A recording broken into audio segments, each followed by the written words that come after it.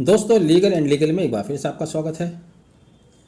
आज उच्चतम न्यायालय के समक्ष एक रिट पिटीशन फाइल की गई है, जिसके द्वारा सीआरपीसी की धारा 437A को चैलेंज किया गया है।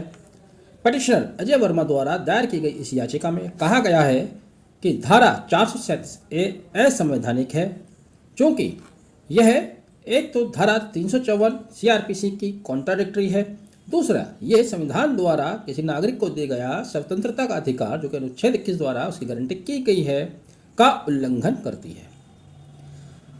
यह मैं आपको पहले बताता चलूं, आप जानते भी हैं, जब कोई व्यक्ति किसी अपराध से दोषमुक्त हो जाता है, तब उसको रिहा करते समय न्यायालयों द्वारा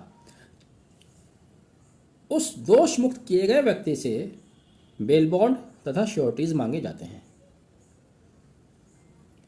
और ये बेल बॉन्ड तथा श्योरिटीज 6 महीने के लिए एग्जिस्ट करते हैं।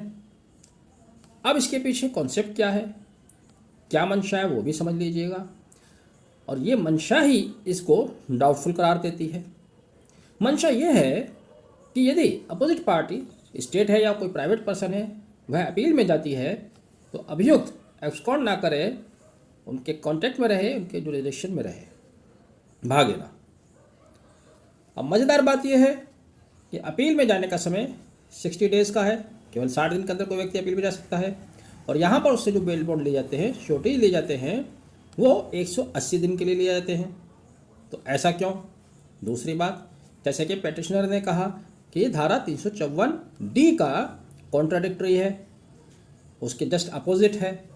तो यहाँ पर आपको धारा 354D भी समझना होगा। धारा 354 बेसिकली सीआरपीसी की धारा 354 न्यायालय द्वारा दिए जाने वाले आदेशों के प्रारूप के बारे में बताता है, भाषा के बारे में बताता है, जिसमें धारा 354D एक लाइन की है, मैं पढ़कर बता देता हूँ। धारा 354D में कहा गया है कि 354D, यदि निर्णय दोष मुक्ति का है तो उस अपराध का कथन करेगा जज या मजिस्ट्रेट, उस अपराध का कथन करेगा जिससे वह अभियुक्त दोषमुक्त किया गया है, उस अपराध को बताएगा, तथा और निर्देश देगा कि वह स्वतंत्र कर दिया जाए।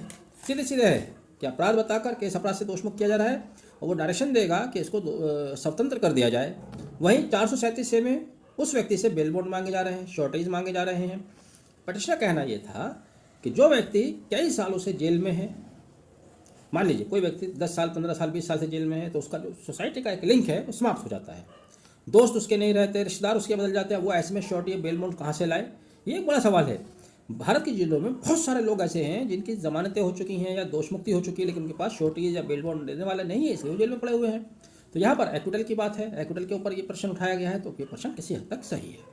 बहरहाल माननीय उच्चतम न्यायालय द्वारा, जिसमें 3 जजेस की बेंच में, जिसमें खुद chief justice doctor DY Chandrachud हैं, राज्य को नोटिस जारी किए गए हैं, तथा AG R रमानी साहब को भी कहा गया कि उसमें असिस्ट करें।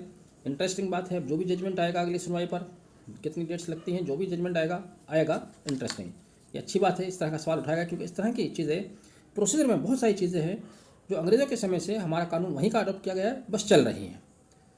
बहरहाल आपने वीडियो आखिर तक देखा, मैं समझता हूँ पसंद आया होगा। पसंद आया है तो इसे आगे भी शेयर करते रहिएगा। Thank you.